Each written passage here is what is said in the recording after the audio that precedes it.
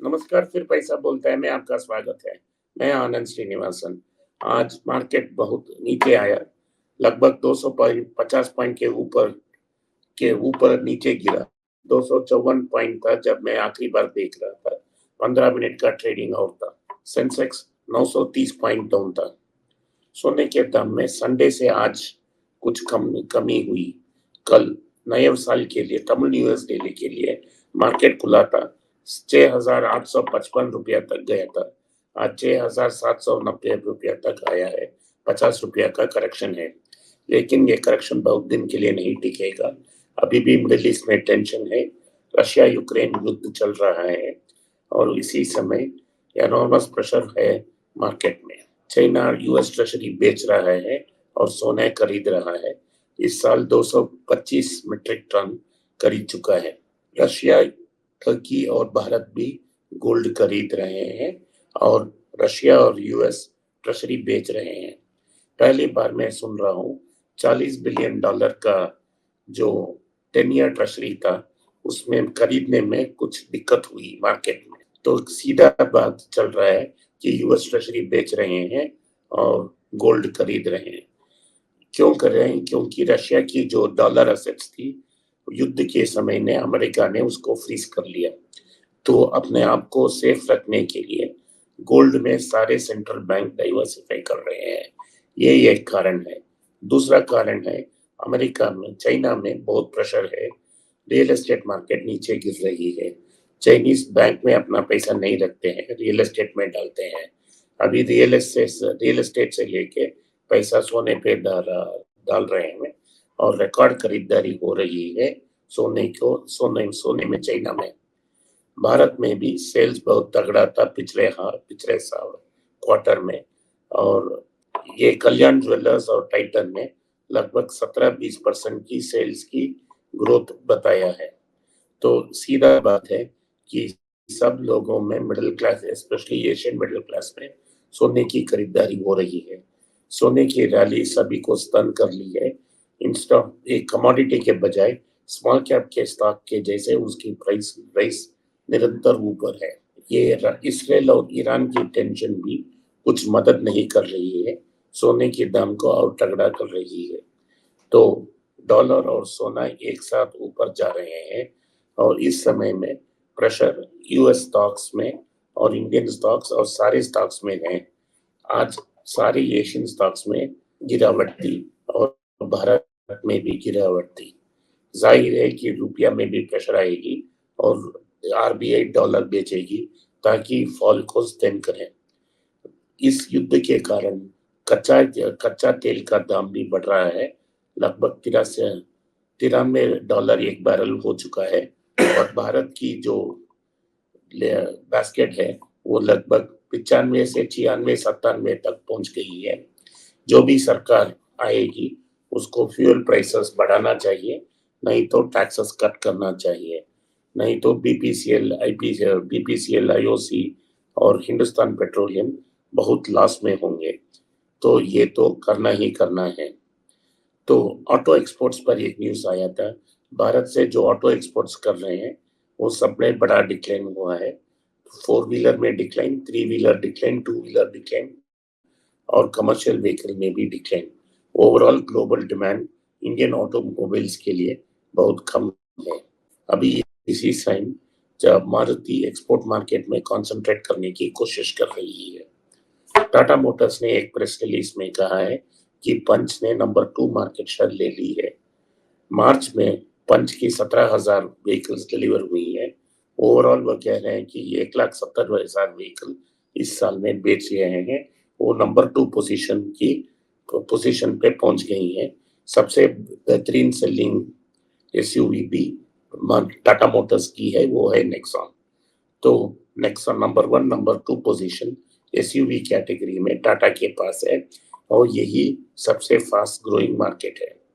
आज Tata motor DVR में stock की प्राइस में कटौती हुई और ये 20 पीई के नीचे आ गई है।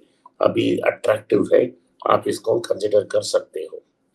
तो अगर आप टाटा मोटर डीवीआर लें तो 10 Tata motor DVR 7 Tata motor stock में बदलेगी और उसको 2 कंपनीज़ में स्प्लिट करके आपको 2 कंपनियों की स्टॉक मिलेगी। अगर आप 5 साल होल्ड करेंगे, तो आपको अच्छा रिटर्न इस दाम से भी मिल सकती है। जो जिनके पास टाटा मोटर्स ऑलरेडी है, वो शांत बैठें और 5 साल की इंतज़ार करें। तो उसके बाद टाटा इलेक्ट्रॉनिक्स ने एक नया डील अनाउंस किया है।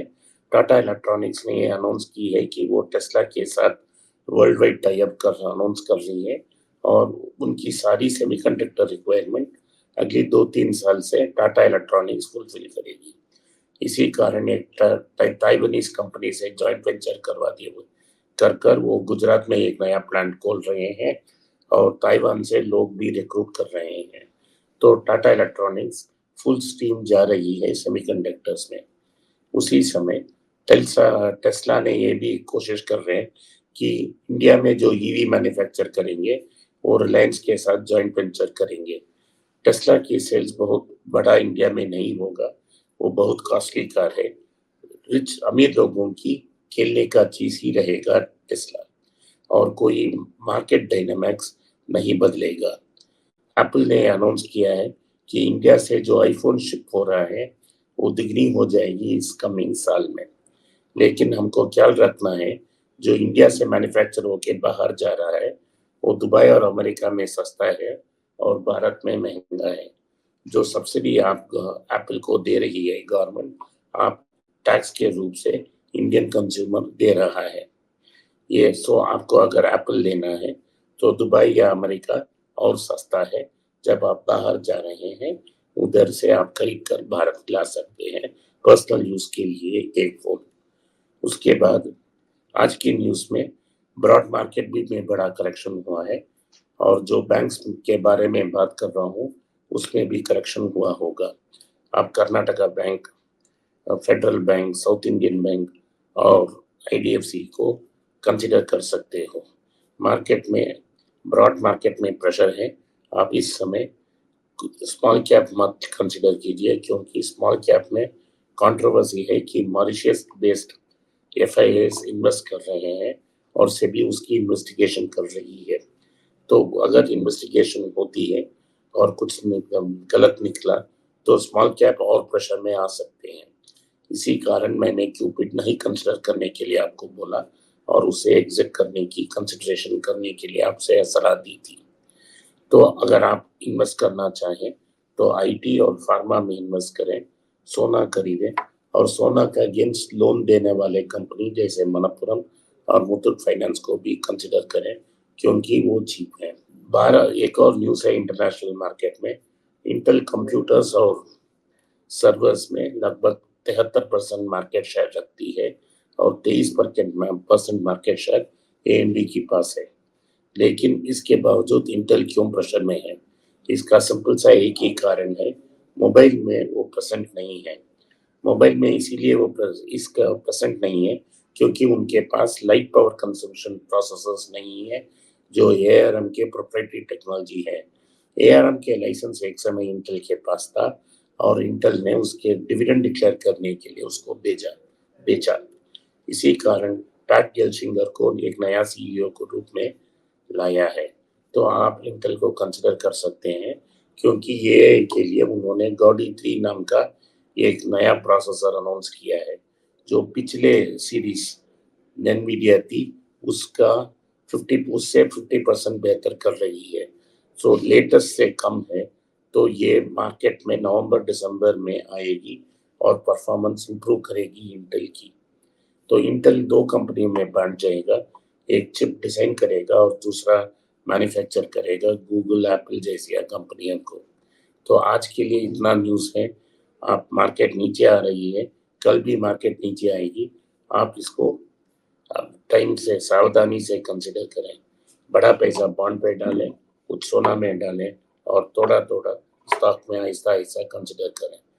तो आज के लिए इतना ही आपने पॉडकास्ट को सुना, इसके लिए मैं आपका आभारी हूँ। हो सके तो इस वीडियो को लाइक कीजिए, चैनल को सब्सक्राइब कीजिए और बेल नोटिफिकेशन दबाएं और इस वीडियो को अपने दोस्त और रिश्तेदार के पास भेजें। धन्यवाद, नमस्कार, जय हिंद।